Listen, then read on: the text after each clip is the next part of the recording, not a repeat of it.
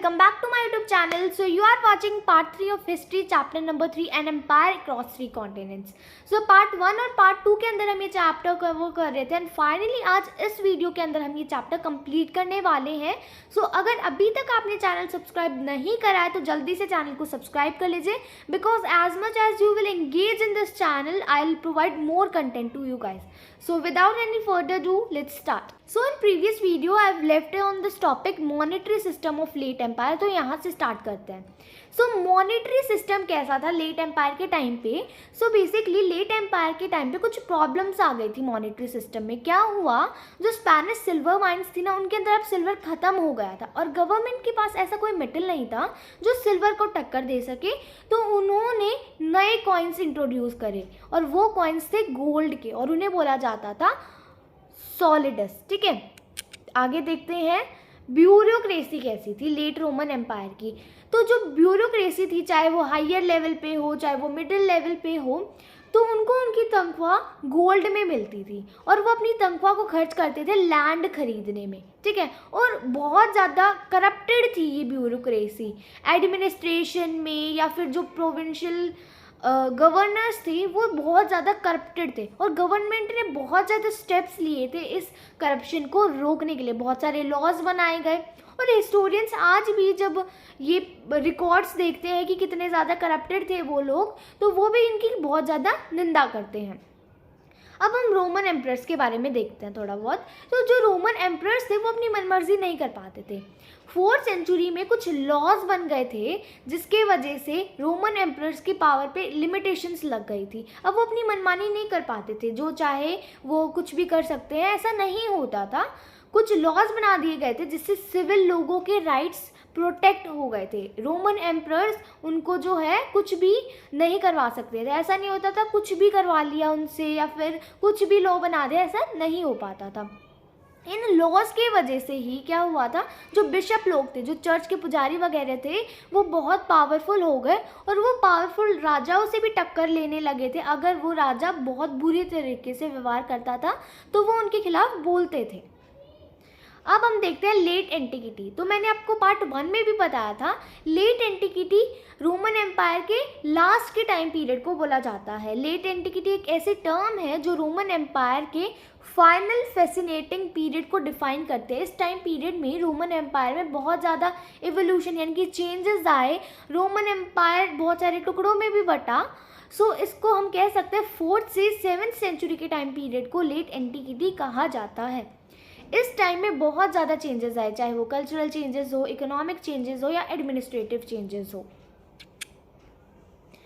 अब हम देखेंगे एम्परर डायोक्लेटियन ने क्या क्या चेंजेस करे थे एडमिनिस्ट्रेशन में. सो बेसिकली सबसे पहले उन्होंने स्टेट के स्ट्रक्चर को ही चेंज करा जैसे ही वो पावर में आए. वो राजा बने थे 284 CE में और 305 CE तक यानी सेंचुरी तक वो राजा रहे.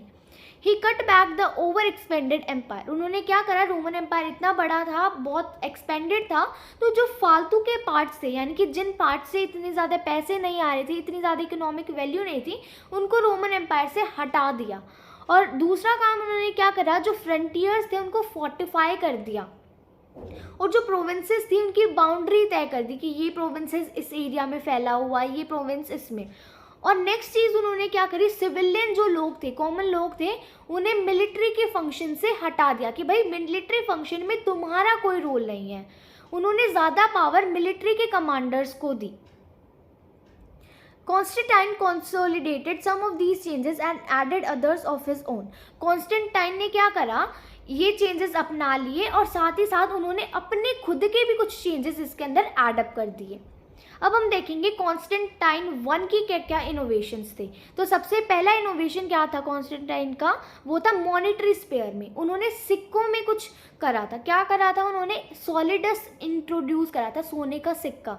उस एक सिक्के के अंदर 4.5 ग्राम प्योर गोल्ड होता था और ये कॉइन्स लगभग मिलियंस की संख्या में बनाए गए. और दूसरी इनोवेशन क्या थी, उन्होंने एक कैपिटल फॉर्म करा था कॉन्स्टेंटिनोपल पे. ठीक है, अब इकोनॉमिक लाइफ में क्या क्या बदलाव आए वो हम देख लेते हैं. तो लेट एंटिकिटी के टाइम पे बहुत ज़्यादा इकोनॉमिक चेंजेस देखने को मिले. मॉनेटरी स्टेबिलिटी थी, जिसके कारण क्या हुआ, पॉपुलेशन जब एक्सपैंड हुई तो इकोनॉमिक ग्रोथ भी देखने को मिली। आर्कियोलॉजिकल रिकॉर्ड्स मिले हैं इन्वेस्टमेंट की, कि बहुत सारे इन्वेस्टमेंट हो रही थी इस टाइम पीरियड में। रूरल एस्टेब्लिशमेंट्स में इन्वेस्टमेंट देखने को मिली, इंडस्ट्रीज़ में इन्वेस्टमेंट आ रही थी, ऑयल प्रेसेस और दूसरी फैक्ट्रीज में इन्वेस्टमेंट आई। इस पीरियड में बहुत ज़्यादा रिवाइवल देखने को मिला था लॉन्ग डिस्टेंस ट्रेड का भी, यानी कि जो लॉन्ग डिस्टेंस ट्रेड था अब वो भी और ज़्यादा एक्सपैंड होने लग गया था। इससे क्या हुआ, अर्बन प्रॉस्पेरिटी बढ़ी, यानी कि जो शहर थे, बहुत सारे नए नए शहर उभर कर आए और वो शहर बहुत ज़्यादा वेल्दी होते चले गए। अब इन सारे चेंजेस के क्या क्या आउटकम्स देखने को मिले, क्या रिजल्ट देखने को मिला। These changes led to strong urban prosperity, यानी कि इन चेंजेस के कारण क्या हुआ, बहुत ज़्यादा रिच हो गए थे वो शहर, बहुत वेल्थीनेस देखने को मिली इन शहरों के अंदर। हमें कैसे पता चला कि शहर बहुत ज़्यादा रिच हो गए थे, बहुत ज़्यादा वेल्दी हो गए थे, क्योंकि अब इस टाइम पे नया नया आर्किटेक्चर देखने को मिला और कुछ नए नए ऑब्जेक्ट्स देखने को मिले शहरों में, जिससे हमें पता चलता है कि लग्जरी की एक सेंस देखने को मिली। हम कह सकते हैं लग्जरियस मटेरियल ज़्यादा होने लगा था अब शहरों में। इसका क्या मतलब है, इस टाइम पे इकोनॉमिक प्रॉस्पेरिटी आ गई थी। रूलिंग एलाइट्स जो थे वो बहुत ज़्यादा पैसे वाले हो गए और बहुत ज़्यादा पावरफुल भी हो गए पहले के कंपैरिजन में, यानी कि राजा महाराजा। Hundreds of papyri from Egypt shows that there was relatively affluent society where money was used extensively and rural estates generated vast incomes in gold. अब बहुत सारे पैपरी मिले हैं, तो मैंने आपको पहले भी बताया है, एक प्लांट होता था जिससे रिटन मटेरियल बनाया जाता था, तो वो पैपरी का मटेरियल देखने को मिला है इजिप्ट से, जिससे पता चला है कि बहुत ज़्यादा पैसे का इस्तेमाल होता था। और रूरल इलाका जो था, रूरल इलाका, वहाँ पर भी लोगों को अब उनकी तनख्वाह गोल्ड में मिलने लगी थी। Large parts of near eastern country side were more developed, जो ईस्टर्न साइड की कंट्री साइड थे, यानी गाँव थे, वो बहुत ज़्यादा डेवलप्ड होते और वहाँ पर ही बहुत ज़्यादा पॉपुलेशन सेटल थी 5th और 6th सेंचुरी के आसपास। अब हम देखते हैं चेंजेस इन रिलीजियस लाइफ। तो बहुत ज़्यादा रिलीजियस चेंजेस देखने को मिले थे। अब क्या हुआ, जो एम्परर कॉन्स्टेंटाइन थे उन्होंने क्रिश्चियनिटी को ऑफिशियल रिलीजन घोषित कर दिया रोमन एम्पायर का 4th सेंचुरी में, और धीरे धीरे इस्लाम रिलीजन का भी राइज देखने को मिला था। अब रोमन एम्पायर के, चाहे वो ग्रीक लोग थे, रोमन लोग थे, इटालियन लोग थे, वो सभी लोग पॉलीथीस्ट थे, यानी कि वो बहुत सारे भगवानों में विश्वास रखते थे। वो जुपिटर, जूनो, मिनर्वा और मार्स जैसे भगवानों की पूजा करते थे। और इनके अलावा भी next is changes in religious life, यानी कि रिलीजियस लाइफ में क्या क्या चेंजेस देखने को मिले, तो बहुत सारे चेंजेस देखने को मिले। 4th सेंचुरी में कॉन्स्टेंटाइन जो एम्परर थे उन्होंने क्रिश्चियनिटी को ऑफिशियल रिलीजन घोषित कर दिया, और 7th सेंचुरी में धीरे धीरे जो इस्लाम रिलीजन है उसका राइज देखने को मिला। रोमन एम्पायर में चाहे वो ग्रीक लोग थे, चाहे वो रोमन लोग थे, वो सभी लोग जो थे वो पॉलीथीस्ट थे, यानी कि वो बहुत सारे भगवानों में विश्वास रखा करते थे। जुपिटर, जूनो, मिनर्वा, मार्स ऐसे भगवानों की वो पूजा किया करते थे, और इनके अलावा और भी भगवान थे जिनकी वो पूजा करते थे। लगभग हज़ारों टेम्पल्स, श्राइन्स और सेंचुरीज में उनकी पूजा किया करते थे। पॉलीथीस्ट का कोई एक नाम या फिर कॉमन भगवान नहीं था, वो बहुत सारे चीज़ों से अपने आप को डिस्क्राइब करते थे, बहुत सारे भगवानों में वो विश्वास करते थे। और इनके अलावा भी और भी ज़्यादा रिलीजन्स माने जाते थे और रोमन एम्पायर में, जैसे कि जुडाइज्म और इस्लाम। जुडाइज्म एक बहुत बड़ा रिलीजन माना जाता था रोमन एम्पायर का, और जो जूइश कम्युनिटी थी वो इस जुडाइज्म को फॉलो किया करती थी। तो हम कह सकते हैं इतने ज़्यादा रिलीजन्स थे जिसकी वजह से जो क्रिश्चियनाइजेशन का जो प्रोसेस था वो बहुत ग्रेजुअल था और कॉम्प्लेक्स भी था, यानी कि कॉन्स्टेंटाइन ने तो एकदम से कह दिया कि सब लोग जो है क्रिश्चियन बन जाएंगे, क्रिश्चियनिटी ऑफिशियल रिलीजन है, लेकिन लोगों ने बहुत धीरे धीरे से इस चीज़ को अडॉप्ट करा। जो रिलीजियस लीडर्स थे, जैसे कि पावरफुल बिशप्स जो चर्च को संभालते थे, उन्होंने बहुत मुश्किल बहुत कठोर बिलीफ्स और प्रैक्टिसेस जो थे वो इंट्रोड्यूस करे इन फॉलोवर्स को, अपनी क्रिश्चियनिटी के फॉलोवर्स को संभालने के लिए। और इसके वजह से ही बहुत ज़्यादा रिजिड बाउंड्रीज बन गई उन रिलीजन्स के बीच में जो पहले नहीं थे। आगे देखते हैं The expansion of Islam has been called the greatest political revolution in the history of ancient world.